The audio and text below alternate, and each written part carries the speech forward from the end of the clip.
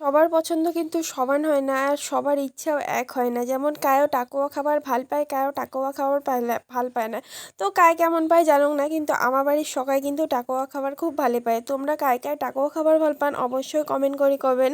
তো মুই আজকে টাকুয়া রান্ধিম, রান্ধার জন্য কিন্তু মুই মুখ কাটি নিছং, আর কাটি কিন্তু মুই পাং নাই, কিছুটা কাটিছং কিছুটা কিন্তু তোমার দাদা কাটি দিছে। তো কাটি নিয়ে মুই কিন্তু অল্প সিদ্ধ করি নিছং, সিদ্ধ করি আর অল্প ভাজি নিলে কি হয়, টাকুয়ার যে গন্ধটা থাকে না ওটা কিন্তু পাওয়া যায় না। তো ওগুলো করি নিয়ে মুই কিন্তু এদি বসে দিছং। আর এটা কিন্তু মুই চেংড়িবেলা বেশি একটা খাবার জানং নাই, এটে কোনা আসিয়ে মানে পুরা খাং আর কি। আর এটা খাওয়ার কিন্তু উপকারও আছে, পুরা বলতে একটা অমন না, মোটামুটি চলে। আর এটা খাওয়ার কিন্তু উপকারও আছে অনেক, এটা খাইলে কিন্তু চোখও ভাল থাকে আর চোখও কিন্তু ভালো হয়ে যায়। অনেকের চোখের সমস্যা থাকে, আমরা কিন্তু টাকোয়া শামুক খাবার পায়।